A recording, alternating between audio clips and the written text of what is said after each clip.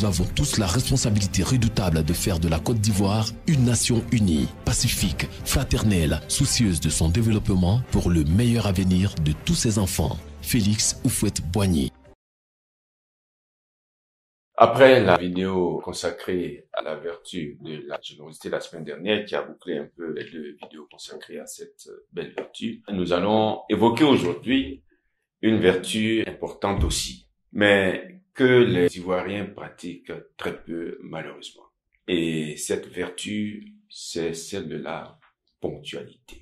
La ponctualité qui est la qualité d'une personne ponctuelle, d'une personne qui arrive à l'heure. La ponctualité a pour synonyme exactitude, régularité. Plusieurs expressions d'ailleurs sont liées à la ponctualité, dont celle-ci. À la minute près, à l'heure dite, à l'heure H, à temps, arriver à point nommé, au jour J, en temps et heure, en temps et lieu, en temps voulu, être à l'heure, être dans le temps, être réglé comme du papier à musique, être réglé comme un métronome, être réglé comme une horloge, pour ne citer que celle-là. Dans le langage familier d'ailleurs, il est bon de rappeler qu'on utilise l'expression à l'heure pétante. La ponctualité est une belle vertu. Comme la générosité, comme les autres d'ailleurs, la ponctualité est une belle vertu car elle nous amène à être à l'heure, à faire les choses en temps voulu et au moment prévu pour les faire. Si nous regardons bien, il y a deux sortes de retardataires. Il y a ceux qui ont toujours le temps. Ceux-là, c'est les flâneurs. Ils ont toujours le temps. Et puis, il y a ceux qui sont toujours pressés. Ceux-là, ce sont les essoufflés. Ceux-là veulent gagner du temps en faisant les choses rapidement. Conséquence, finalement, ils les font mal. Ils les bâclent, les obligeant à quoi? À les reprendre. Ce qui va entraîner du retard. Ils voulaient gagner du temps en allant vite et se sont mis finalement en retard. La ponctualité est une vertu qui est liée à la vertu de l'ordre. Parce que c'est lorsqu'on est organisé dans sa tête qu'on peut généralement l'être dans ses actes. Quelqu'un qui a un désordre total dans la tête va être difficile de vivre cette vertu. Donc elle est liée à la vertu de l'ordre. Une personne ponctuelle est celle qui fait à point nommé ce qu'elle doit faire. La ponctualité est également liée à la vertu de l'amour et de la justice. Pour mieux le comprendre, il suffit de considérer les nombreux désagréments occasionnés par le manque de ponctualité. Les repas qui sont pris en retard, le temps perdu à attendre qui aurait pu être mieux utilisé, le programme de la journée qui est à refaire, un rendez-vous important qui doit être reporté ou annulé, le stress de devoir rattraper le retard, l'irritation croissante de ceux qui attendent et qui se sentent ainsi méprisés, etc., etc. Il est très désagréable de devoir attendre. Une personne qui ne s'efforce pas d'être ponctuelle et qui oblige les autres à l'attendre de façon habituelle devrait s'inquiéter de la forte dose d'égoïsme que cela manifeste de sa part. Parce que cette personne ne tient pas compte des autres. Elle déstabilise les autres. Et on finit par perdre confiance en elle. En effet, quand on respecte les autres et qu'on les aime vraiment, on ne les fait pas attendre sans une raison sérieuse.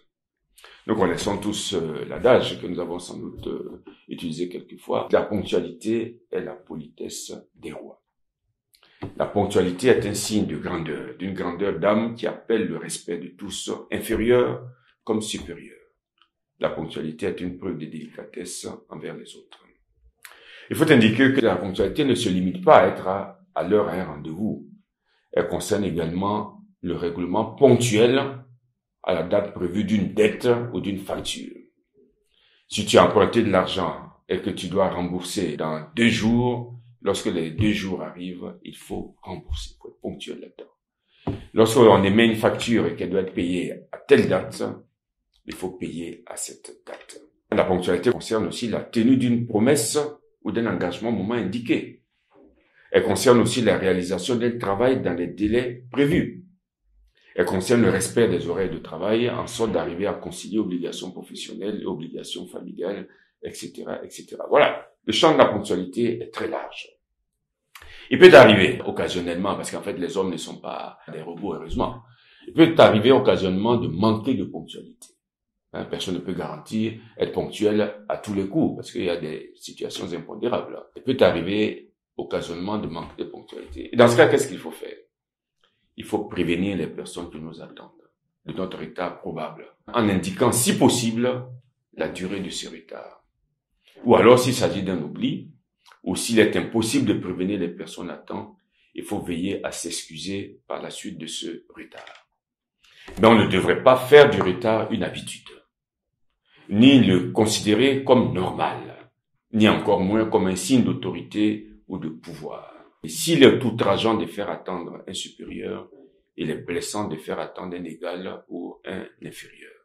C'est toujours un manque de courtoisie, c'est une attitude grossière qu'il faut réparer. En un mot, c'est un manque d'éducation. Nous devons tous garder à l'esprit que la personne habituellement en retard est une véritable calamité. En plus de faire du tort aux autres, elle se fait du tort à elle-même. Car par ses retards incessants, elle donne la preuve qu'elle est incapable de s'imposer une discipline.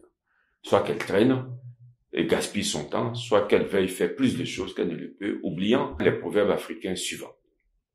Qui a de l'eau à la bouche ne souffle pas le feu. C'est pas possible. Ou un homme ne sait pas prendre deux chemins à la fois. Ce n'est pas possible. Ou encore le chien a quatre pattes, mais ne prend pas deux chemins à la fois.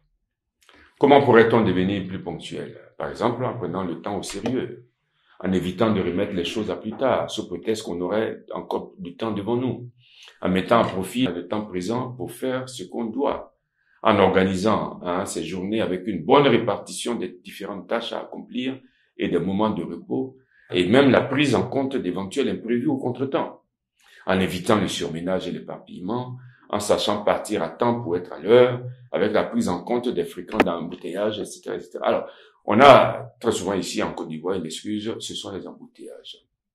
Mais entre nous, est-ce que les embouteillages à Abidjan, qui est une grande métropole comme dans les autres métropoles, est-ce que les embouteillages sont des imprévus?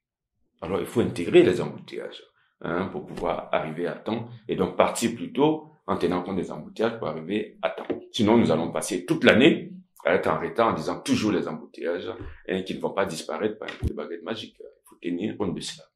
Nous pourrions aussi nous demander comment mieux supporter les manques de ponctualité d'autrui, par exemple en les prévoyant et en mettant à profit le temps passé à attendre. Lorsqu'on en va à un rendez-vous, par exemple, il faut avoir un livre sur soi à lire au cas où on nous fait attendre.